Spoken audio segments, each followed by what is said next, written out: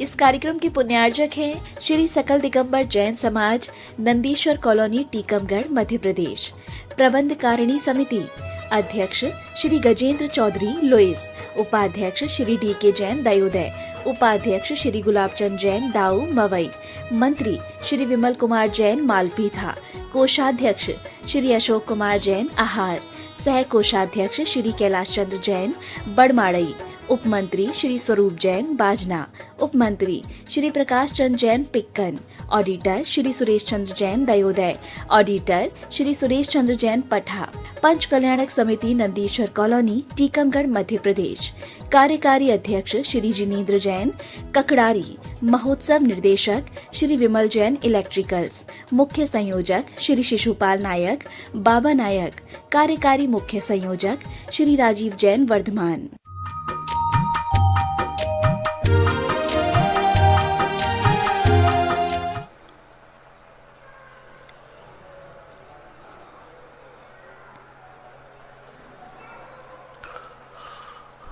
नमो अरिहन्तार्णं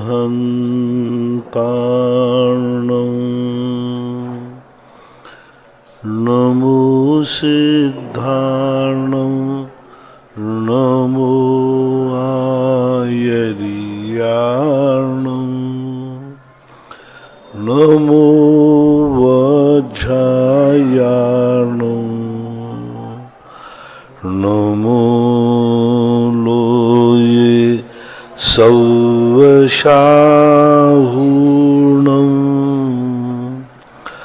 पंच परमेष्टि भगवान की जय। आचार्य श्री गुरुवर कुंद महाराज की जय। आचार्य श्री गुरुवर विद्यासागर महाराज की जय। परम पूजनीय निर्यापक श्रमण मुनि श्री सुधा सागर जी महाराज की जय। पूज्य छल्ला 105 श्री गंभीर सागर जी महाराज की जय।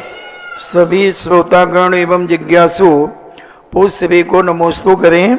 नमोस्तु महाराज जी, नमोस्तु महाराज जी, नमोस्तु मुनिवर। इच्छामी महाराज जी, इच्छामी महाराज जी, इच्छामी महाराज। अभिपिता जैन थांदला से पूछती हैं, नमोस्तु महाराज जी, क्या बिना ध्यान के भी आत्मिक सुख की अनुभूति हो सकती है क्या? कैसे हो सकती है? क्योंकि ध्यान का अर्थ होता है एकाग्रता। जब तक कंसंट्रेशन नहीं होगा हम किसी की भी अनुभूति नहीं कर सकते। आत्मा की तो छोड़ो, पापी पाप की भी अनुभूति करेगा जब वो एकाग्र होगा। सुई में भी धागा डाला जाएगा तो उस समय सुई में धागा डालने के लिए हमें एकाग्र होना पड़ेगा। कोई भी क्रिया करें, जब तक हम उस रूप एकाग्र नहीं होंगे तब तक हम उसको प्राप्त नहीं कर सकते। इसलिए ध्यान के बिना आत्मानुभूति की चर्चा कागज के फूलों के समान निरर्थक है।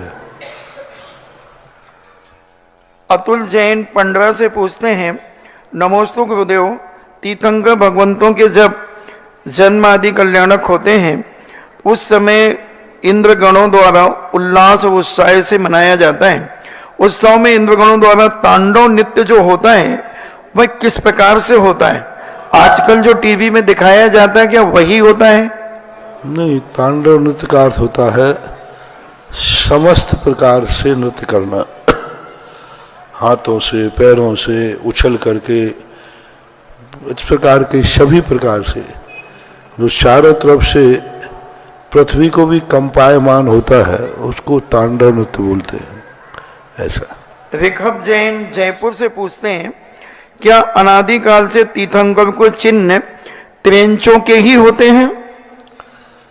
ऐसा कोई नियम नहीं है, कुछ अचेतन भी होते हैं। शातिया है, स्वस्तिक का है, वृक्ष का है, वज्रदंत है, चंद्रमा है, ऐसे होते हैं, अलग अलग होते हैं। सौरभ जैन बिजवी से पूछते हैं, नमोस्तु गुरुदेव, जब परिवार या खानदान में कहीं दूर कोई शोर सूतक होती है और उसकी सूचना हमें नहीं मिलती है और हम अभिषेक पूजन आदि करते रहते हैं, कोई बात नहीं। तो क्या हमें उसका दोष लगता है? कोई बात नहीं। प्रभाचंद जैन बौकलीवाल नारेली से पूछते हैं, नमोस्तु गुरुदेव, 12 भावनाओं और 16 कारण भावनाओं में क्या अंतर है?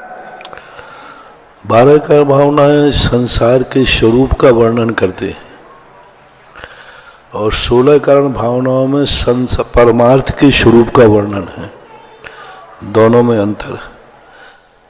12 भावनाओं में संसार का क्या स्वरूप है, ये संसार कैसा है, इसकी मुख्यता होती है और 16 कारण भावनाओं में परमार्थ की मुख्यता होती है। अरहत भक्ति क्या है, विनय क्या है, वैयावृत्ति क्या है। वहाँ परमार्थ का स्वरूप, परमार्थ के मार्ग में जो व्यक्ति बढ़ता है उसको कैसे किस प्रकार से स्थितियां बनती हैं, ये दोनों में अंतर है।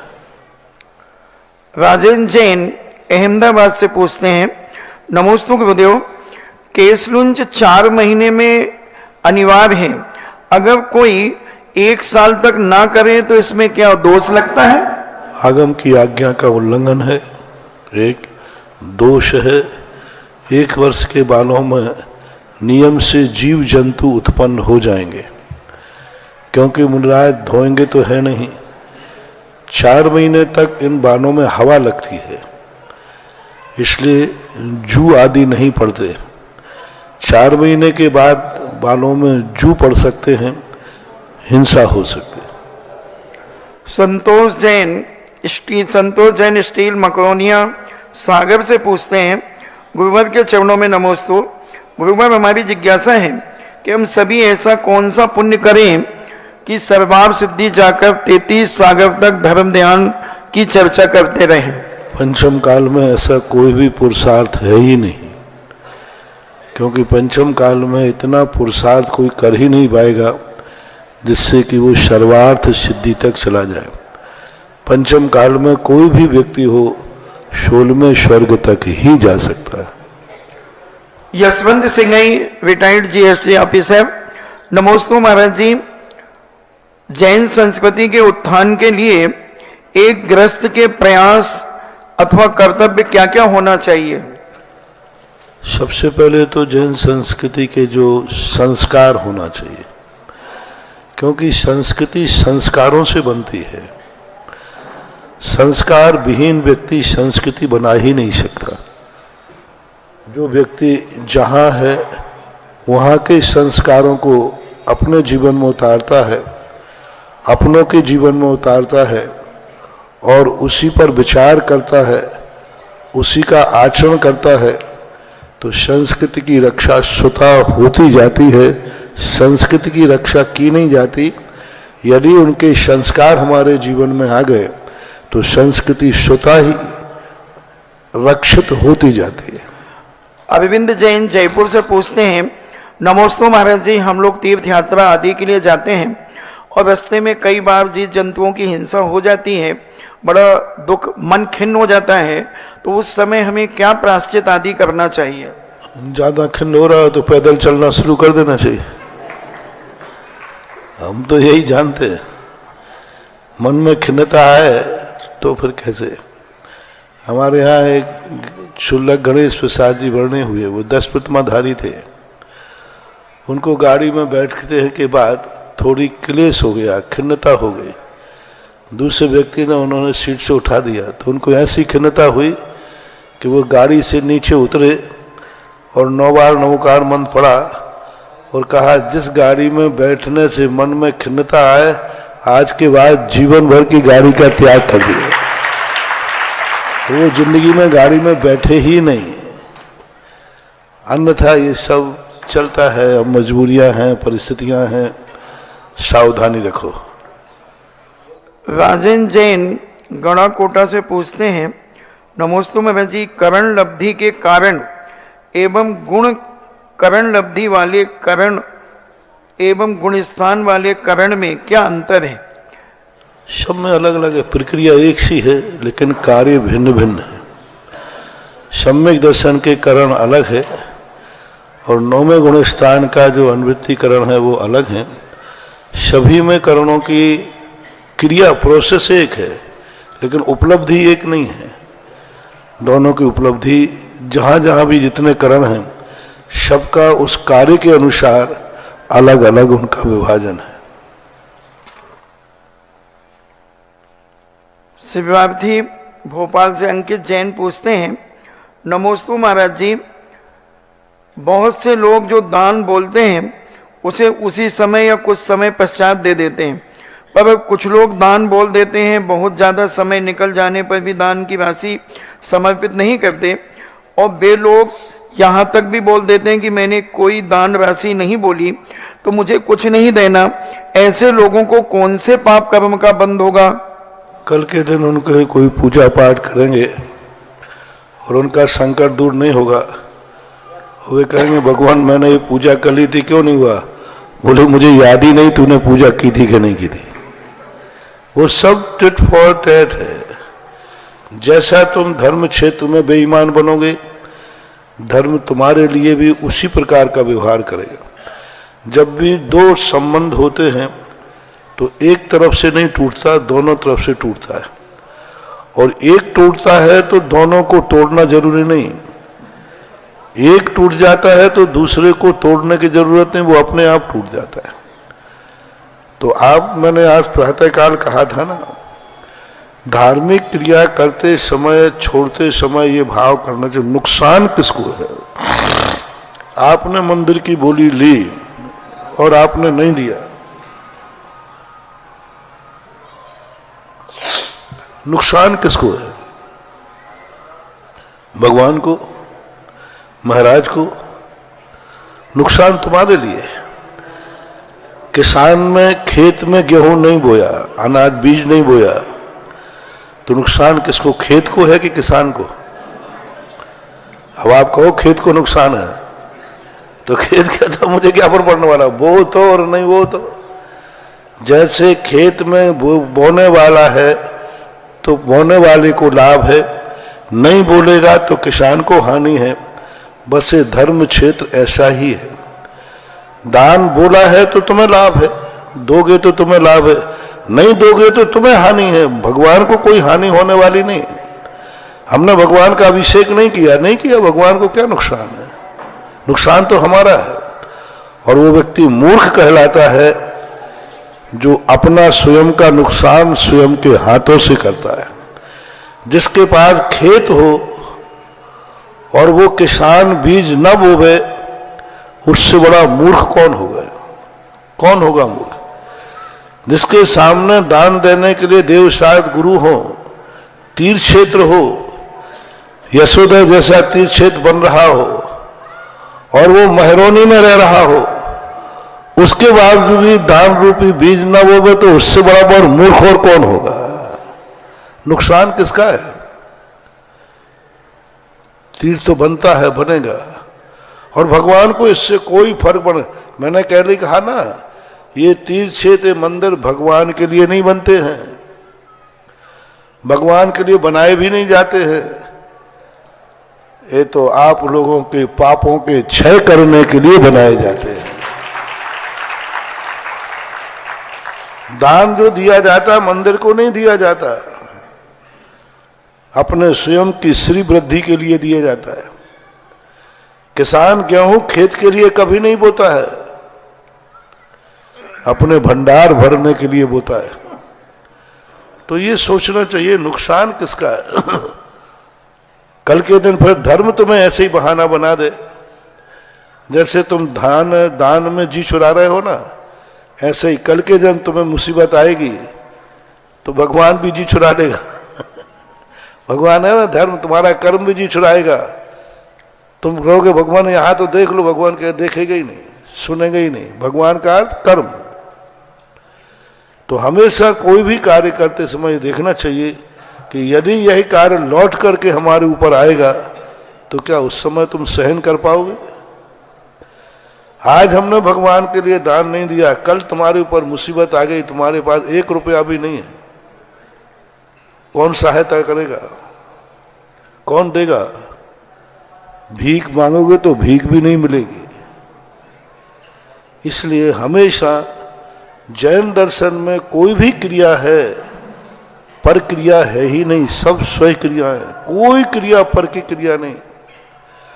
मंदिर जा रहे हो तो कहने में आता है कि मैं पूजा करने जा रहा हूं, वो तो कहने में आ रहा है। सत्य यह है मैं पूज्य बनने जा रहा हूं। हम कहने में आ रहा है कि हम भगवान का अभिषेक कर रहे हैं, नहीं। सत्य यह है कि अपने पाप रूपी कर्मों को धो रहे हैं। क्या कह रहे हैं हम? कि हम भगवान का अभिषेक करें। और सत्य क्या है? हम अपने पापों को, तो कहां पर की क्रिया है? लोग कहते हैं अभिषेक करना, पूजन करना, आहार दान देना, ये सब प्रक्रियाएं हैं। मुझे तो कहीं नजर नहीं आती प्रक्रिया। मैंने पूरे शास्त्र ध्यान लिए, कोई भी क्रिया जैन दर्शन में पर की क्रिया है ही नहीं। हम जगत के कल्याण की भावना करें, महाराज ये तो पर की क्रिया है? नहीं, कोई पर की क्रिया नहीं है। जब जगत के कल्याण की भावना कर रहे हो तो तीर्थंकर का बंध तो तुम्हें हो रहा है, भगवान को थोड़ी हो रहा है, जगत को। हम भैयावृत्ति कर रहे हैं तो महाराज दूसरा व्यक्ति निरोगी हो रहा है, नहीं हो रहा है। बज्जुब सब नाराज संगन का बंध तुम्हें खुद हो रहा है। तीर्थंकर आदि प्रकृति का बंध तुम्हें हो रहा है। तो ऐसी कोई भी क्रिया नहीं है जो पर में होती हो, उसका नियम से फल स्वयं को होता है, ऐसा मानना चाहिए। और ऐसा मन को समझाना चाहिए कि दान नहीं दिया बोला हुआ या नहीं बोला, नुकसान किसको हुआ। बहुत अच्छा उदाहरण ध्यान आया तुम्हारे लिए। खेत में किसान ने बीज नहीं बोया, नुकसान खेत का है कि किसान का? बस समझदार को इशारा काफी है। दान का निमित्त में नहीं मिला, दान है और नहीं दिया, तो नुकसान किसका? स्वयं का। बस से मानना चाहिए। महेंद्र जैन पत्रकार इंदौर से पूछते हैं, गुरुदेव के चरणों में नमोस्तु। गुरुदेव, किसी मंदिर जी के निर्माण का काम चल रहा है, इसी बीच में कोई साधु संत जल्दी जल्दी पंचकल्याण करने के लिए कहते हैं और करवा करके भगवान को एक कमरे में बंद करके विहार कर जाते हैं, तो इसमें किस किस को दोष लगेगा? हमें क्यों इन मच्छरों के बीच में फंसा रहे हो? तुम ही लोग खुद बदमाश हो और महाराजों को फंसा देते हो। अब बताओ, मुझे फंसाओगे और दुनिया में बात सब मेरी चलवाओगे? मूर्ख तुम हो।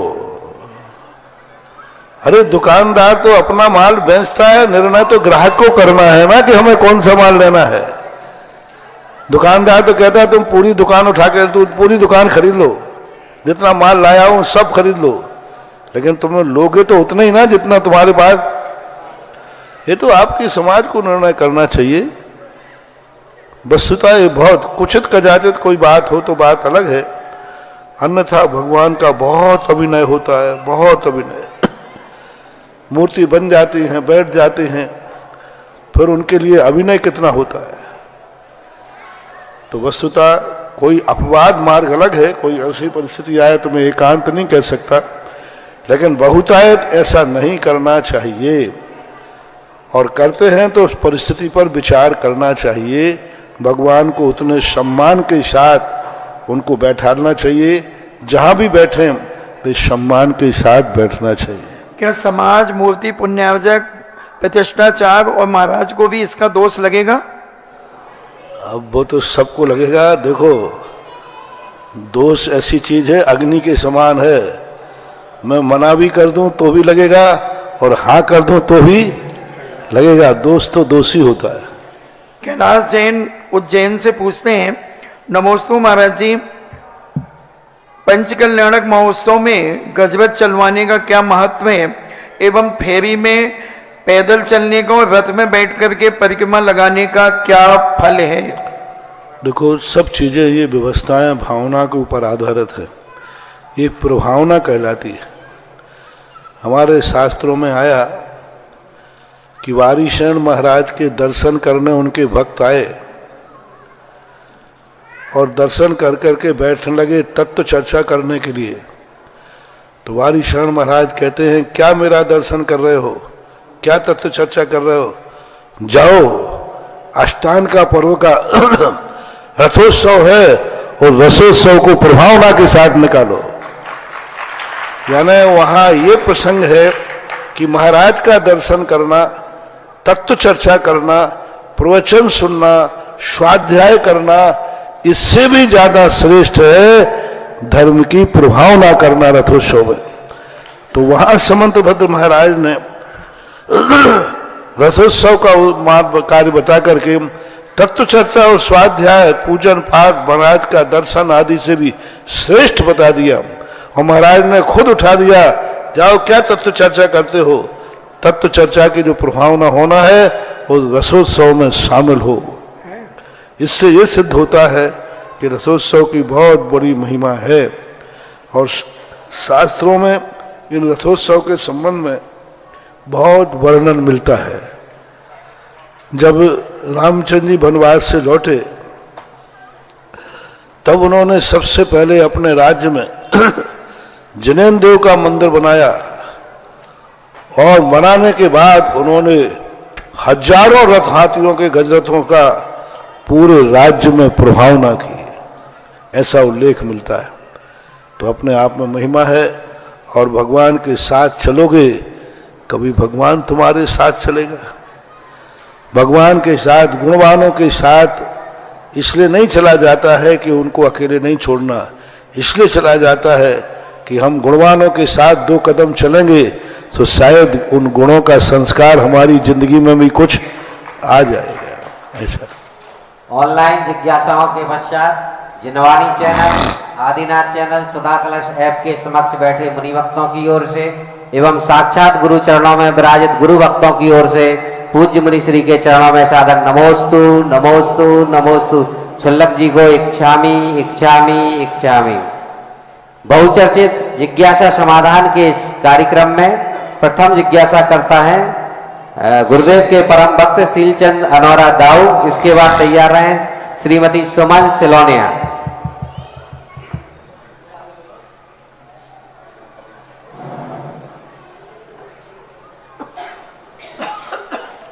मेरे गुरुवार जगत पूत तीर्थ चक्रवर्ती निर्यापक मुनि पुंगव श्री सुधा सागर महाराज को कोटि कोटि सा नमोस्तु। गुरुवार कुछ सालों पहले इस बुंदेलखंड में मिथ्यात्व और कुदेवों का काफी जोरों से प्रचार प्रसार चल रहा था। कहीं कहीं तो चौकी लगती थी, कहीं दरबार लगता था और कहीं कहीं तो झाड़ा फूकी होती थी। लेकिन मेरे गुरुवार को यह महसूस हुआ कि ये तो धर्म के बहुत विपरीत जा रहा है। तो मेरे गुरुवार ने ऐसी एक औषधि निकाली जो हजारों लोगों पर लागू होती है, लेकिन उस औषधि में इतनी एक कमी है कि हे गुरुवार, जो श्रद्धा से करोड़ों रुपए की बोली ले ले और श्रद्धा नहीं है तो उसको वो लागू नहीं होती है, वो उसको आराम नहीं होगा। और अगर 200 रुपए वाला भी एक बोली ले ले और गंदो लगाए तो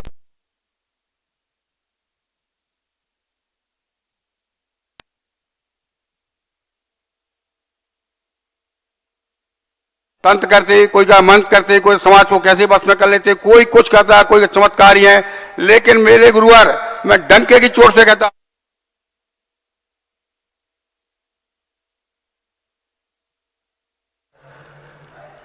धन मैंने कमाया है, मैं जितना कमाना चाहता हूं नहीं कमा पा रहा हूं। 3 विद्याएं जरूर हैं जो मैं आपको बताता हूं। पहली विद्या तो मेरे गुरु पास ये है कि जिस संस्था को, मंदिर को, जिसको विधान को आशीर्वाद दे तो उनका उसमें निजी स्वार्थ बिल्कुल भी नहीं होता है। इसीलिए वह उनको चारों ओर कीर्ति फैलती है और जो सोचते हैं उससे भी चौगना होता है। दूसरी बात यह है कि अभी आपने देखा होगा कि जब मेरे गुरुवार गद्दी पर बैठते हैं, ये जनवाणी पर बैठते हैं, तो ये ऐसा है कि ये आगम के विपरीत एक शब्द भी नहीं बोलते।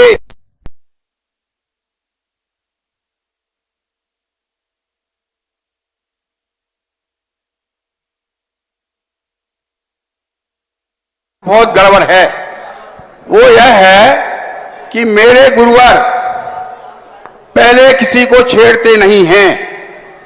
मेरे गुरुवार किसी को पहले छेड़ते नहीं हैं। अगर मेरे गुरुवार को किसी ने छेड़ा तो वह छोड़ते भी नहीं हैं। हे गुरुवर, हमारी जिज्ञासा है कि समाज और परिवार में, समाज किसे कहते हैं, परिवार किसे कहते हैं, और समाज को जो अपने भाषणों से तोड़े, परिवार को तोड़े, तो उस पर क्या प्रभाव पड़ता है, और जो समाज को जोड़े उसके लिए क्या प्रभाव पड़ता है, वो समाधान करें। देखो क्या होता है, जब कोई व्यक्ति वीतराग भगवान को छोड़ करके अन्न मंत्र तंत्रों के द्वारा, रागी देशी देवताओं के द्वारा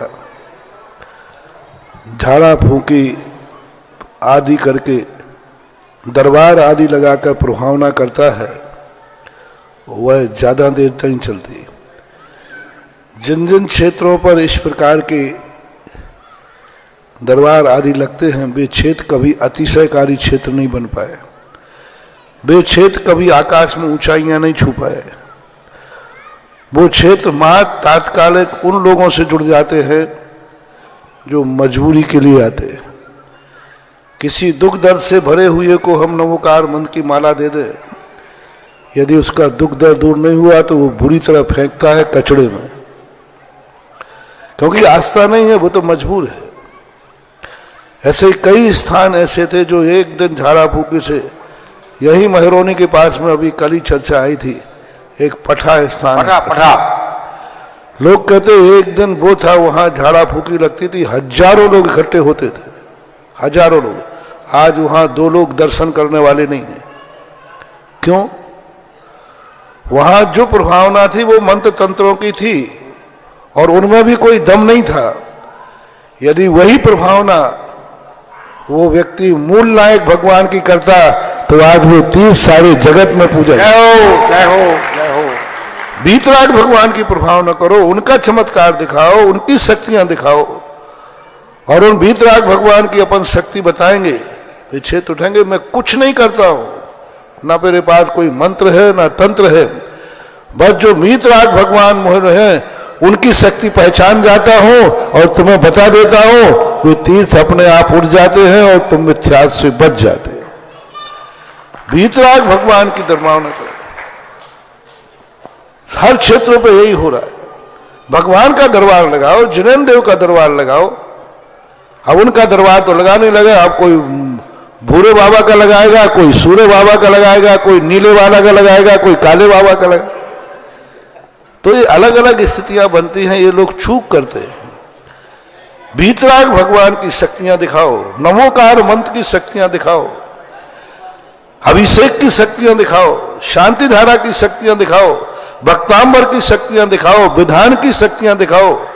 मैना सुंदरी ने दिखाया तो किसी देवी देवता की शक्ति नहीं दिखाई, उसने सिद्ध चक्र महामंडल विधान की शक्ति दिखाई। कोई देवी देवताओं की शक्तियां नहीं बताई उसने सिद्ध चक्र मंडल विधान की शक्तियां बताई।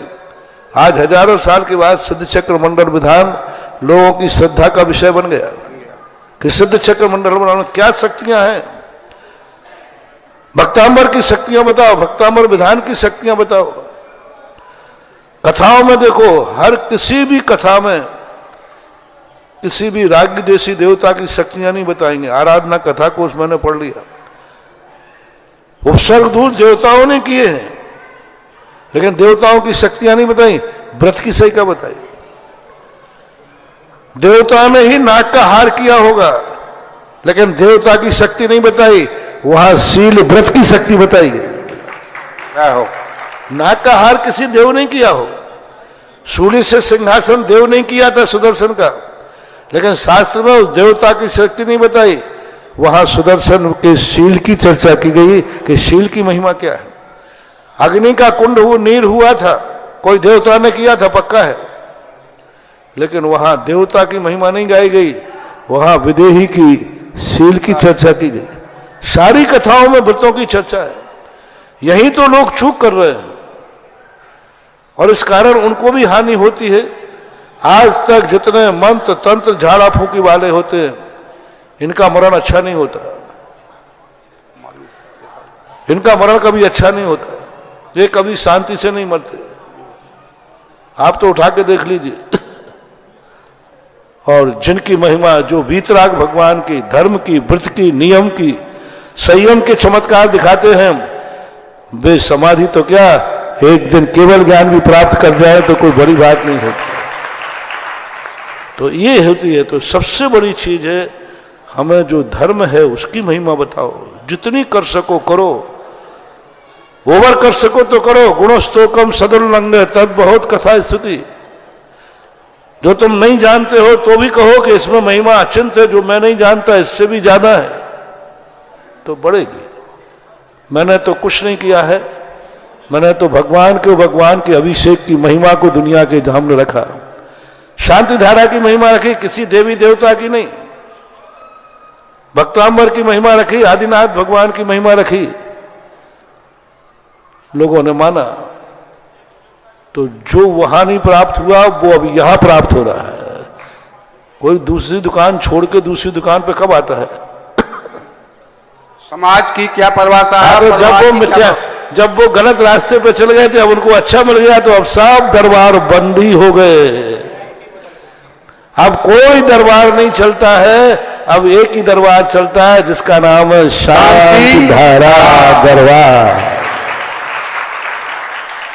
समाज किसे कहते हैं? परिवार। समाज और परिवार का अर्थ होता है, समाज वह कहलाती है जहां समान विचार वाले लोग, जहां समान आचार वाले लोग, जहां एक कोई सूत्र में बनता है उसको जाति बोलते हैं, और एक आचार और एक विचार हो उसे समाज बोलते हैं। संगठन, परिवार इसे बोलते हैं जहां पर सब एक दूसरे के दुख को अपना दुख मानते हैं, एक दूसरे के अपने सुख को दूसरों को बांटते हैं, उसको परिवार बोलते हैं। जहां बंटवारा होता है, सब एक दूसरे के दुख में दुखी होते हैं, एक दूसरे के सुख में सुखी होते हैं। परिवार में एक को सुख हो गया सब में खुशी हो गई, एक दुखी हो गया सब दुखी हो गई, इसका नाम परिवार होता है। और परिवार और समाज में जो विघटन डालता है वह सबसे ज्यादा दुर्गति का पात्र होता है। उसे नारद प्रवृत्ति कहते हैं, और आज दुनिया में प्रसिद्ध है। अरे भाई वो व्यक्ति तो नारद है। नारद का अर्थ क्या होता है? नारद इधर की उधर बढ़ा करके इसमें फूट डाल दिया, इसको तोड़ दिया, उसको तोड़ दिया, सब परिवार तोड़ दिए। एक परिवार इकट्ठा है, संगठित है, लो साहब कोई बीच में जाकर के उन परिवारों को तोड़ दिया। एक समाज इकट्ठी है, ग्रुप बनाया, उसको तोड़ दिया। साधु संघ एक इकट्ठा संगठित है, लो उनमें फूट डाल करके संघ को तोड़ दिया। संघ एक परिवार है, परिवार एक परिवार है। कुछ लोगों को मजा आता है, ऐसे लोगों की दुर्गति ही होती है। कुचित का जाते यदि संगति भी सदगति भी हो जाए तो वे अम्बावारिस नाम के देव बनते हैं, जिनका काम क्या है? भिड़ाना। अम्बावारिस नाम के एक देव होते हैं जो नरकों में जाकर के भिड़ाते हैं, उनका काम ही रहता है। दो वो तुम्हारे यहां कहावत है ना, दो ही पालड़ी दे दिया तेल, तुम नाचो तुम नाचो हम देखें खेल। इसको बढ़ाया उसको बढ़ाया, टूट गया। तो ये नारद प्रवृत्ति कहलाती है। दुर्गति के ही पात्र होते हैं। हम किसी को जोड़ नहीं सकते हैं तो हमें किसी को तोड़ने का अधिकार नहीं है। हम किसी से जुड़ नहीं सकते हैं तो हमें किसी जोड़ी को अलग करने का अधिकार नहीं है। हम किसी को जोड़ नहीं सकते और हम किसी से जुड़ नहीं सकते, कोई बात नहीं, अपना अपना नेचर है। लेकिन जो जुड़े हुए हैं उनको तोड़ने की जो नीति है ये बहुत बुरी होती है। अंत में जाकर के जब उसके दुष्परिणाम स्वयं भोगते हैं उस समय उनको याद आता है कि मैंने गलत किया, ये नहीं होना चाहिए। नमोस्तु गुरुवन नमोस्तु। लगता है कि जैन धर्म और दर्शन की यदि कोई आगम के परिप्रेक्ष्य में सटीक उत्तर देता है, उसकी व्याख्या करता है, तो वो एक ही दरबार है, वो है पूज्य सुधा सागर जी महाराज का दरबार। ये दरबार ऐसा है कि लाखों लोगों ने इन पर विश्वास किया है। ऐसे ही नहीं किया है क्योंकि धर्म कोई जो व्याख्या है उनको आगम की कसौटी पर, सिद्धांत की कसौटी पर पूज्य गुरुदेव ही उस पर खरे उतरते हैं। इसलिए लाखों लोग इनसे जिज्ञासाएं करते हैं। जिज्ञासा करें। श्रीमती सुमन सिलोनिया तैयार रहेंगे। आदरणीय ब्रह्मचारी विनोद भैया जी छतरपुर।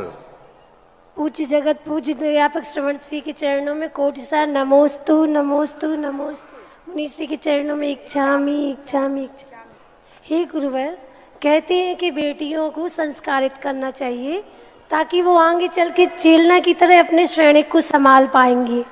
लेकिन मुनिवर, चेलना के सामने कितनी विषम परिस्थितियां आई और उन्होंने समता से सब परिस्थितियों को सहा और व्रत संयम को दृढ़ता से पालन किया।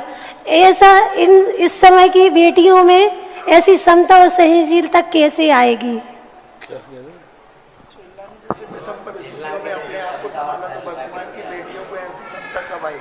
देखो, सब चीजें हैं। जब कोई भी व्यक्ति संस्कार को, धर्म को अपने आत्मा की पर्याय मान लेता है तब उसके लिए मर मिट जाता है।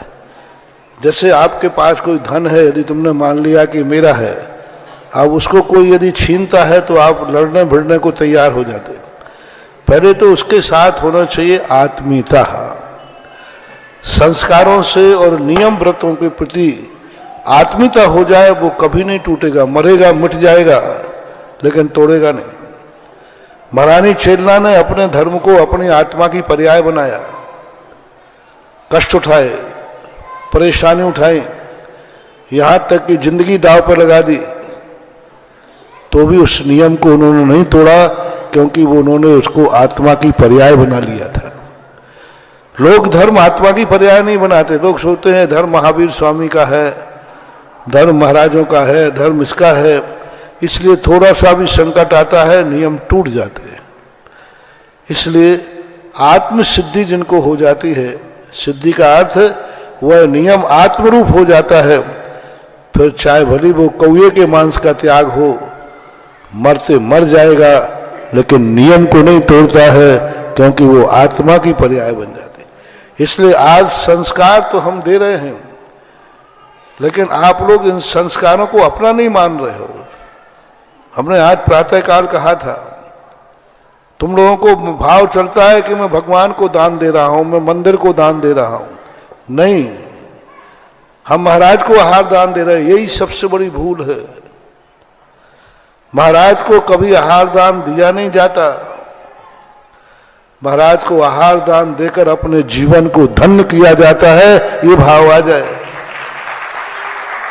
महाराज के लिए हार दोगे, एक दिन तुम बोर हो जाओगे, थक जाओगे, 2 दिन 4 दिन चौका लगाओगे, चिड़चिड़ापन आ जाएगा। कहां तक लगाऊं, कोई चौका लगाते ही नहीं, मैं ही लगाऊं क्या? आप चिड़चिड़े हो जाओगे, क्योंकि महाराज को हार देते हो। और वही आहार के लिए आप कर लो, मैं महाराज को आहार नहीं दे रहा हूं, मैं अपने जीवन को धन्य कर रहा हूं, तो पूरी जिंदगी भर लगाते रहो, कभी बोर नहीं होगे, क्योंकि तुमने अपने लिए दिया। स्वयं पर मोड़ दो हर क्रिया को, स्वयं की तरफ क्रिया मुड़ जाएगी, थकोगे नहीं, कभी नहीं थकोगे, कभी तुम्हें भार लगेगा ही नहीं, क्योंकि स्वयं का लाभ हो रहा है। और तुम्हारे मन में आ जाता है भगवान का अभिषेक भगवान के लिए कर रहे हैं, आप थक जाओगे, आप बारी बांध दोगे। मेरा ही मंदिर थोड़ी है, मैं ही अभिषेक करूं प्रतिदिन क्या? गांव में मीटिंगों में होता है, मेरे ही मंदिर है, मैं अभिषेक करूं क्या? बारी बन जाती है, आज तुम कल तुम। और यदि आत्मा की पर्याय बन जाए तो व्यक्ति कहेगा मैं जन्म जन्म तक भी मुझे मौका मिले तो मैं इसे करने को तैयार हूं। जन्म जन्म तक कोई करे या नहीं करे, मैं करूंगा, क्योंकि उसने आत्मा की पर्याय बना ली। तो ये धर्म के प्रति आज बुद्धि नहीं आ रही है। सब भगवान का मंदिर बना रहे हैं, भगवान के लिए मंदिर बना रहे हैं। भगवान के लिए मंदिर नहीं बनाया जाता है। अपने धन को सदुपयोग करने के लिए, अपने जीवन को धन्य करने के लिए मंदिर बनाया जाता है। आप एक दिन पत्थर का नहीं, सोने का मंदिर बना दोगे, क्योंकि उसमें क्या भाव आ गया? मैं अपने जीवन को धन्य करने के लिए बना रहा हूं, ऐसा भाव आना चाहिए, तो ये संस्कार जीवित रह जाते हैं। जिज्ञासा करें ब्रह्मचारी भैया विनोद जी। इसके बाद तैयार रहें श्रीमती लताजन रहली पटनागंज। गुरुवर के चरणों में कोटिशः नमोस्तु। महाराज जी को इच्छामि।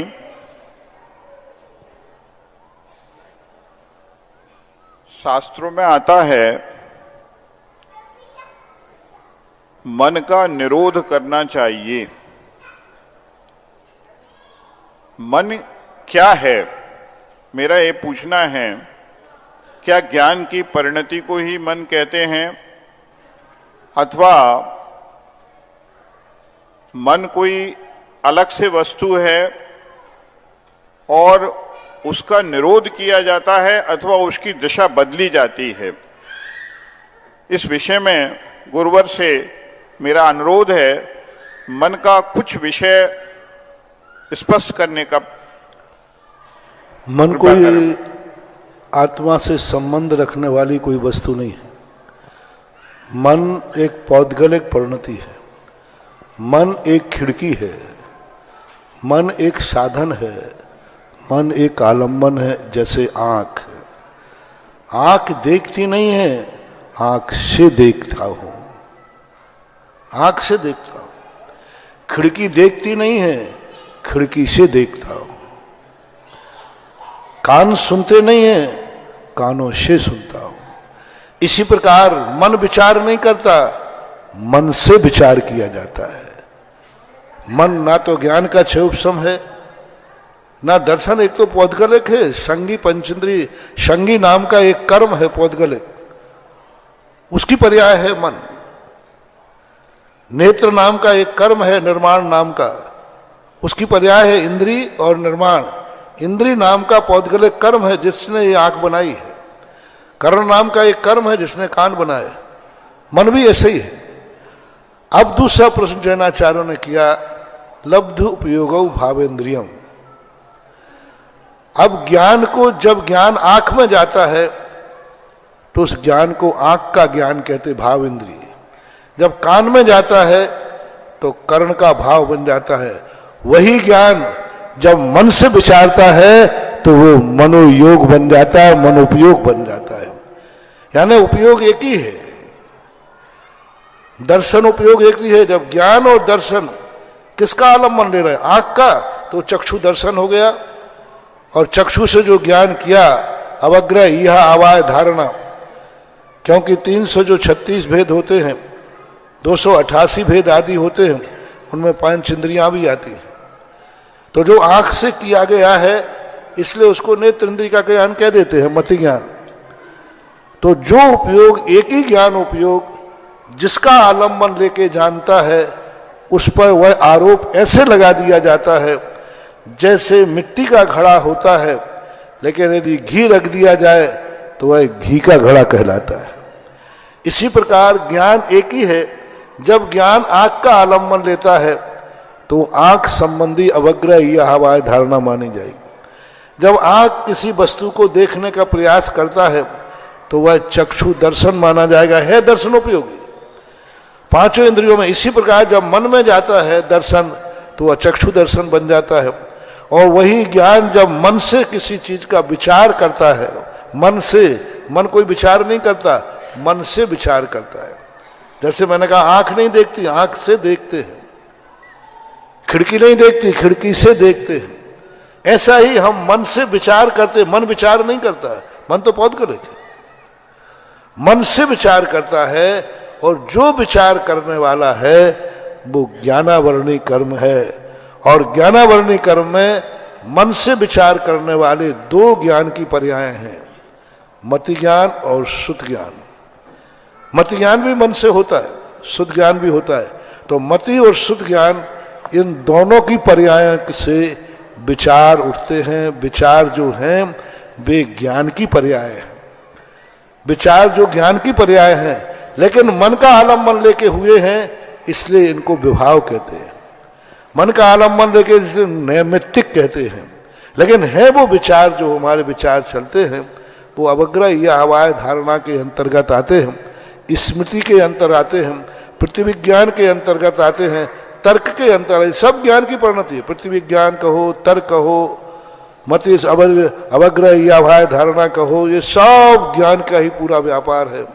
क्योंकि आत्मा का स्वभाव ज्ञान दर्शन रूप है लक्षण, और ज्ञान दर्शन रूप है तो ज्ञान दर्शन का ही परिणाम बनेगा, क्योंकि अकेले मन में विचार नहीं उठते हैं, क्योंकि ज्ञान जब आंखों में चला जाता है मन के विचार बंद हो जाते हैं, और जब मन में आता है तब विचार। इसलिए नाना प्रकार के ध्यान योगियों ने सूक्ष्म मन, अनेक प्रकार के मन के रूप माने, कई ने मन को आत्मा की पर्याय माना है ये उनकी भूल है। जैन दर्शन ने मन को एक मार्ग साधन माना है, उसको भी 9 इंद्री कहा है। 9 इंद्री इसलिए कहा है कि वो इंद्रियों के बिना अपना कोई कार्य नहीं कर पाता, इसलिए वो 9 इंद्री है। ईसत इंद्री यानी स्वयं स्वतंत्र होकर के काम नहीं कर पाती है, इसलिए जाकर के उसको 9 इंद्री कहते हैं, ऐसा मानना चाहिए। इसलिए ज्ञान की पर्याय जो विचार उठ रहे हैं ये ज्ञान का क्षयोपशम मानना चाहिए, और ज्ञान की ही विभाव पर्याय है, ऐसा मानना चाहिए। जिज्ञासा करें श्रीमती लता जैन, इसके बाद तैयार रहें श्री प्रमोद जैन चौधरी जी।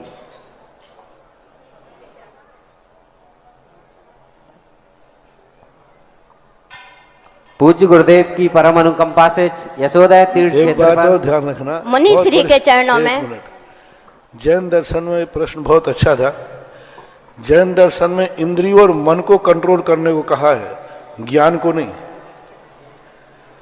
ज्ञान को कंट्रोल करो, दर्शन को कंट्रोल करो नहीं, इंद्रिय और मन को कंट्रोल करो। इंद्रिय निरोध, मनोगुप्ति, ज्ञान गुप्ति नहीं। ज्ञान गुप्ति नहीं कही गई, मनोगुप्ति कही गई, इंद्रिय निरोध कहा गया।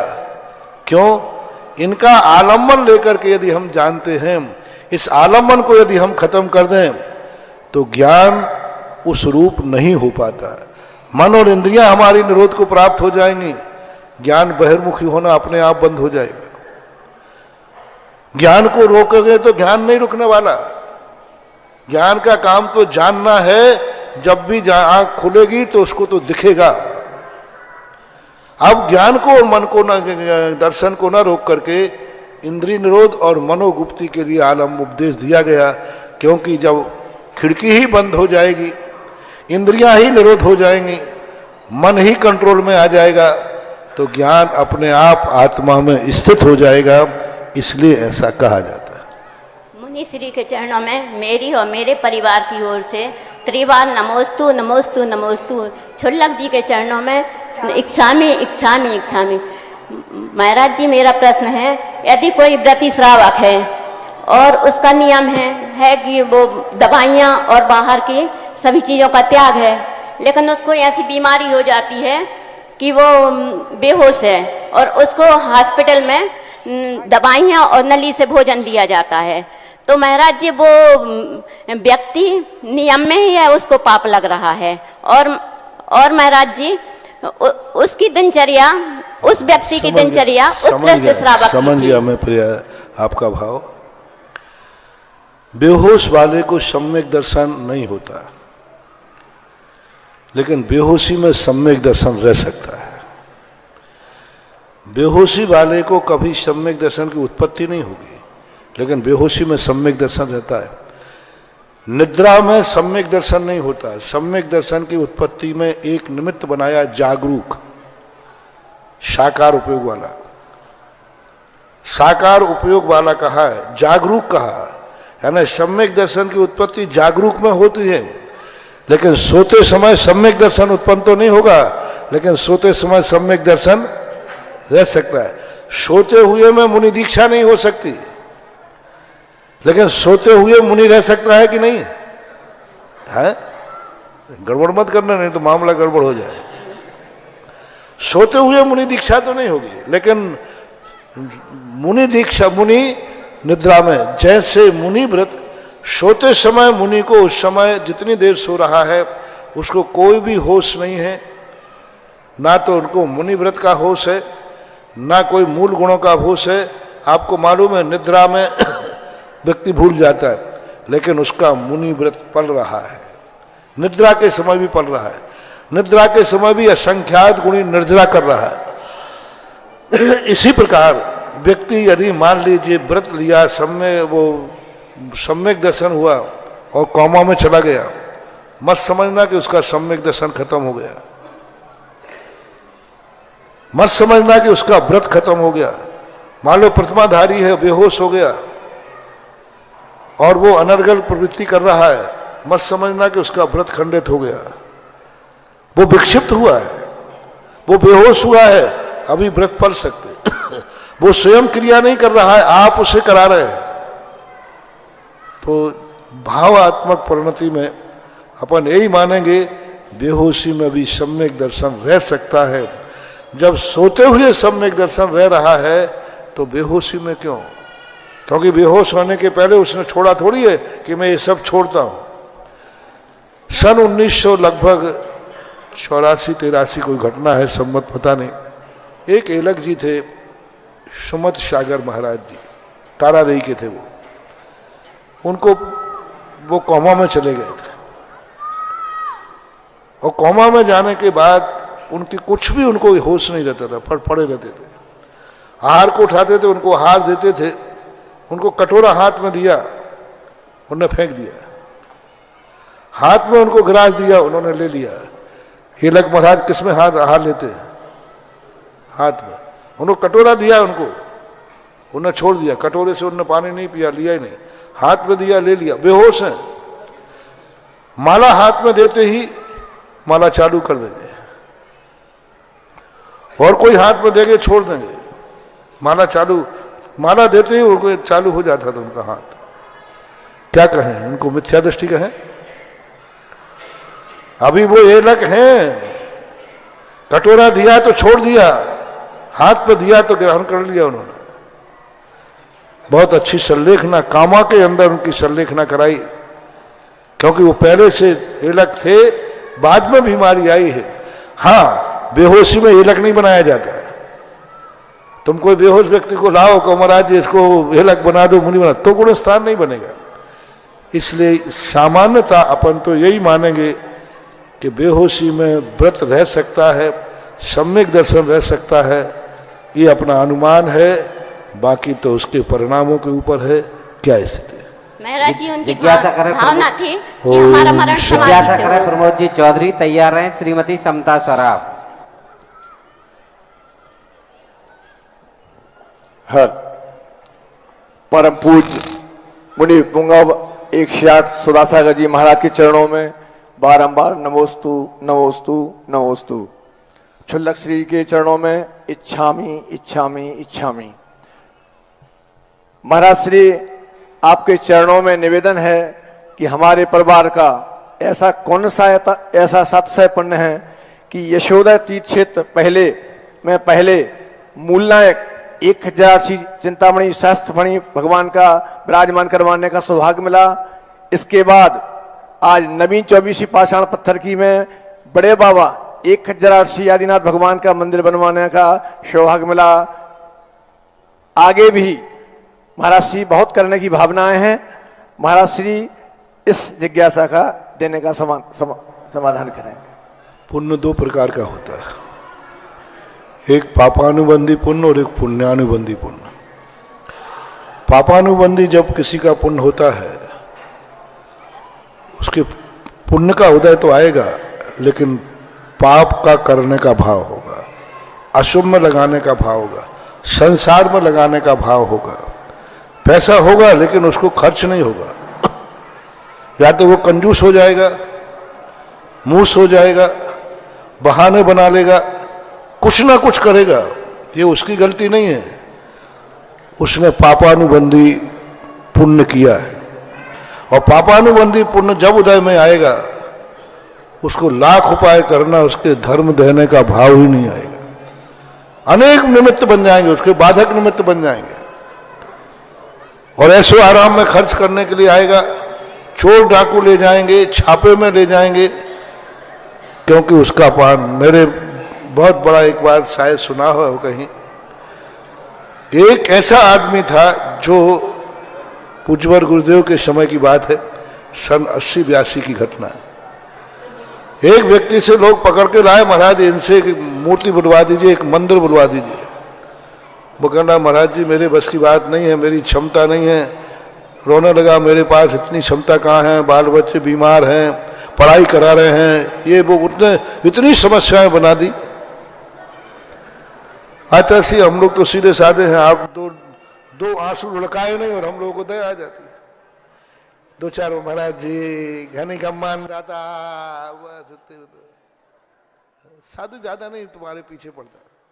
आचार्य सिंह ने कहा ठीक भाई, ऐसा नहीं करना चाहिए। जब गरीब है, परिवार नहीं पाल पा रहा है, कुछ है ही नहीं उसके पास, क्यों जबरदस्ती करते हो। 2 महीने नहीं हुए उसके छापा पड़ा,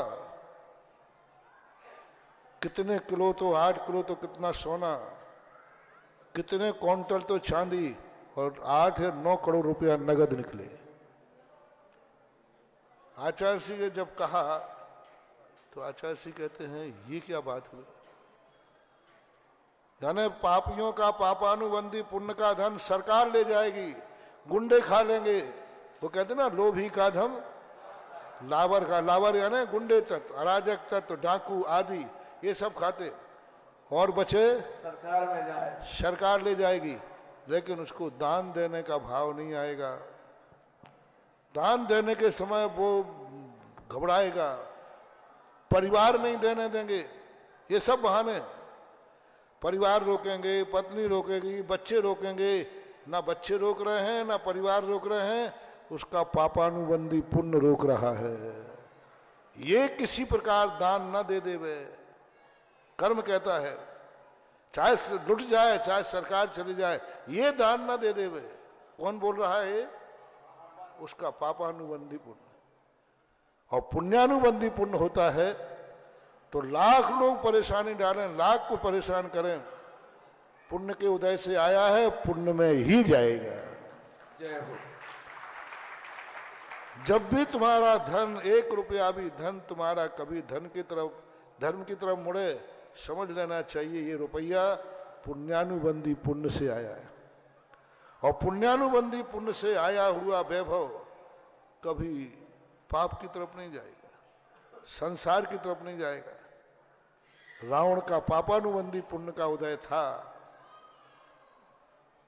और भरत चक्रवर्ती के पुण्यानुबंधी पुण्य का उदय था। उसने सोने की लंका बनाई, उसने सोने के जिनालय बनाए, इतने ही अंतर। जिज्ञासा करें श्रीमती समता सराफ। पूज्य गुरुदेव की कृपा से यशोदय तीर्थ अतिशय क्षेत्र पर अनेक प्रकार की योजनाएं संचालित हैं। यहाँ पर संरक्षक सदस्य की 1 कलश की राशि है। पूरे देश से, विश्व से जो भी बनना चाहे बन सकता है। आज यशोदय देश संरक्षक सदस्यता ग्रहण की है श्री अमित भाई जी। आहार दान के उपलक्ष्य में श्रीमान सुभाष जैन, सौमिल जैन, साड़ूमर वाले महरौनी आ जाए। श्री अनंत जैन अध्यापक, श्री विपिन कुमार मलैया, श्री दिनेश कुमार मलैया। जिज्ञासा करें आप। मेरे आराध्य गुरुवर के चरणों में मेरा और मेरे परिवार की तरफ से कोटिशः नमोस्तु नमोस्तु नमोस्तु। चुल्लक श्री के चरणों में सादर इच्छामी इच्छामी इच्छामी। महाराज श्री, मेरी जिज्ञासा ये है कि जो अष्टकुमारी देवियां होती हैं, ये मतलब कौन से स्वर्ग में होती हैं और क्या ये एक भवतारी होती हैं, इसके बारे में आप पूज्यवर जिनसेन स्वामी ने हरिवंश पुराण के अंतर्गत इनको 13वां द्वीप ऋषकवर द्वीप है। ऋषकवर द्वीप में इनका निवास बताया है, मध्यलोक में। भवन वासनियां आदि में से उनका स्थान मध्यलोक में, स्वर्गों में नहीं। और इनकी संख्या बहुत होती है, ये 8 प्रकार की होती हैं, इसलिए अष्टकुमारियां बोलते हैं। लेकिन इनकी संख्या बहुत होती है, और ये संख्याओं में अलग अलग उनका डिवाइडेशन है। जात कर्म कौन करेंगे, रसोई का काम कौन करेंगे, माता को चर्चा कौन करेंगे, उन्होंने 4-4 का बंटवारा किया है। और वो बंटवारा करके ऐसे 99 देवियों का भी वर्णन आया है, 46 देवियों का भी वर्णन आया है। 56 कुमारी जो देवियां होती हैं, इनका वर्णन हमें वहाँ देखने में नहीं मिला, लेकिन वर्तमान में 56 कुमारियों का वर्णन मिलता है और अष्टकुमारियों का। इसलिए ये मानना चाहिए वो मध्यलोक में ही रहती हैं, वैमानिक देवों की देवियां नहीं हैं, यह निश्चित है। जिज्ञासा करें भरतेश वैद्य ललितपुर और आज की अंतिम जिज्ञासा करें श्रीमती प्रीति पाली अशोकनगर। हे महर्षि जी, मेरे परिवार मेरे दादू की तरफ से बारंबार नमोस्तु नमोस्तु नमोस्तु। महर्षि जी, आप बता चुके हैं जैन धर्म अहिंसावादी धर्म है। महर्षि जी, जो जैन किसान खेती करता है उसमें जो वो खाद बोता है उसमें जीवों की हिंसा होती है। महर्षि जी, उसे क्या दोष लगता है? और महर्षि जी, वो जो फसल जैनी के घर में आती है कि उससे खाना बनता है वो खाते हैं तो उसमें क्या दोष लगता है?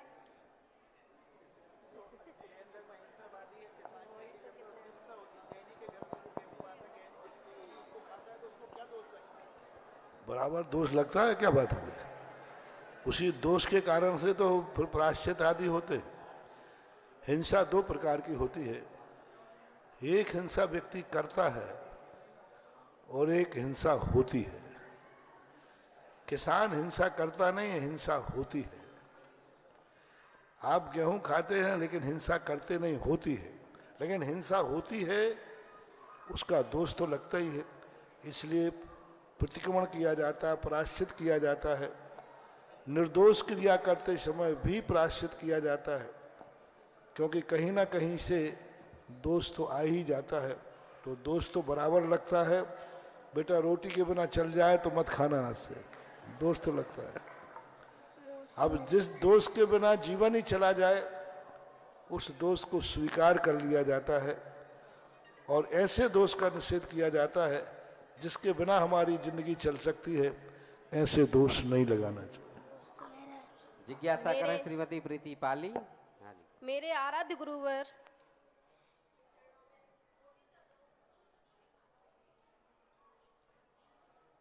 समावसरण विधान में जिन्होंने 5 कलश की राशि से सौभाग्य प्राप्त किया है, ऐसे सिंगाई अजित कुमार जी, अभिषेक कुमार जी, अक्षय कुमार स्नातक सांगानेर, सार्थक, श्रीमती सितारा, श्रीमती रूबी, कुमारी निक्की, कुमारी पुण्यासी जैन, समस्त खजांची परिवार आ जाए। आप अपनी समस्त 5 कलश की राशि यहाँ पर भेंट कर रहे हैं समाज के लिए, आ जाए। जिज्ञासा करिए। आप क्षेत्र पर अनेक जो योजनाएं संचालित हैं उनमें मेरे आराध्य गुरुवर के चरणों में कोटिशा नमोस्तु, छुल्लक जी के चरणों में कोटिशा इच्छामी। महाराज जी, मेरी जिज्ञासा है लेस्याएं क्या होती हैं और इनका जीवन पर क्या प्रभाव पड़ता है? महाराज जी नमोस्तु। लेस्याएं क्या होती हैं, इनका जीवन पर क्या प्रभाव पड़ता है? लेस्या का अर्थ होता है अपने परिणाम, जो परिणाम कसायों से और मन वचन काय की चेष्टा से मिलकर बनते हैं। अंदर की जो कसाय है क्रोधादि भाव और मन वचन काय की चेष्टा है, इन दोनों को मिलकर के बनते हैं। जैसे ये पेंसिल है, मैं इसको तोड़ रहा तो मेरे हाथ भी चल रहे हैं और इसको तोड़ने के प्रति हमारा पर्पस क्या है? क्योंकि ये दूसरे की है, इसको मुझे तोड़ना है। तो कसाय तीव्र हो गई और अकेला तोड़ेंगे तब लेस्या बनेगी। तोड़ने का भाव आना कसाय है और तोड़ने की जो क्रिया करती वो योग है, और दोनों को मिलकर के जो परिणाम बनते हैं वो लेस्या है। हमने तोड़ा नहीं, तोड़ने का भाव किया है, ये कसाय है। और कसाय उठाकर हमने तोड़ने की क्रिया की, जो हाथ से कर रहा हूँ, ये मान लीजिए काय योग है। अब इन दोनों को मिलाकर के जो आत्मा के परिणाम बनते हैं उसको लेस्या कहते हैं। सिद्धांत भाषा में कहते हैं कसाय और योग की समष्टि का नाम लेस्या है। महाराज जी, इनका अपने जीवन पर क्या प्रभाव पड़ता है? सब कुछ उसी का कमाल है। स्वयं का बिगाड़, पर का बिगाड़ लेस्याओं से ही होता है। मंदिरों में एक वृक्ष बना रहता है, सडल एक कृष्ण लेस्या वाला दूसरे के प्रति पीछे पड़ जाए तो मिटा देता है। धीरे धीरे करके उनके परिणामों में 6 लेस्याओं के अलग अलग परिणाम हैं। विस्तार से समय के अभाव में नहीं बता पाऊंगा, इतने कहूँ।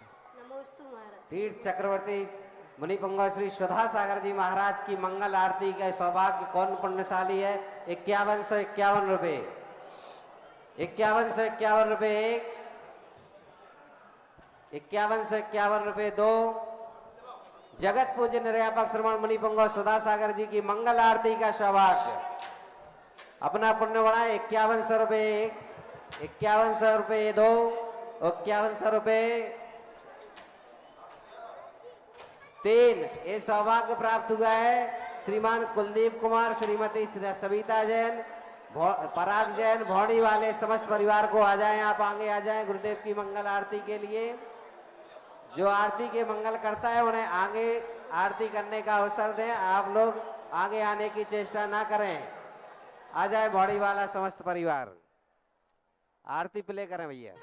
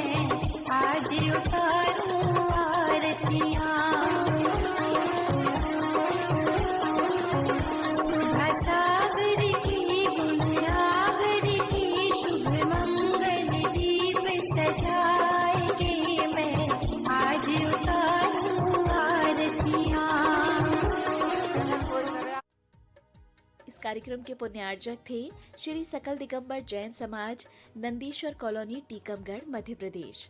प्रबंध कारिणी समिति अध्यक्ष श्री गजेंद्र चौधरी, लुइस। उपाध्यक्ष श्री डी.के. जैन, दयोदय। उपाध्यक्ष श्री गुलाबचंद जैन, दाऊ, मवई। मंत्री श्री विमल कुमार जैन, मालपीथा। कोषाध्यक्ष श्री अशोक कुमार जैन, आहार। सह कोषाध्यक्ष श्री कैलाश चंद्र जैन, बड़माड़ई। उपमंत्री श्री स्वरूप जैन, बाजना। उपमंत्री श्री प्रकाश चंद जैन, पिक्कन। ऑडिटर श्री सुरेश चंद्र जैन, दयोदय। ऑडिटर श्री सुरेश चंद्र जैन, पठा। पंच कल्याणक समिति, नंदीश्वर कॉलोनी, टीकमगढ़, मध्य प्रदेश। कार्यकारी अध्यक्ष श्री जिनेंद्र जैन, ककड़ारी। महोत्सव निर्देशक श्री विमल जैन, इलेक्ट्रिकल्स। मुख्य संयोजक श्री शिशुपाल नायक, बाबा नायक। कार्यकारी मुख्य संयोजक श्री राजीव जैन, वर्धमान।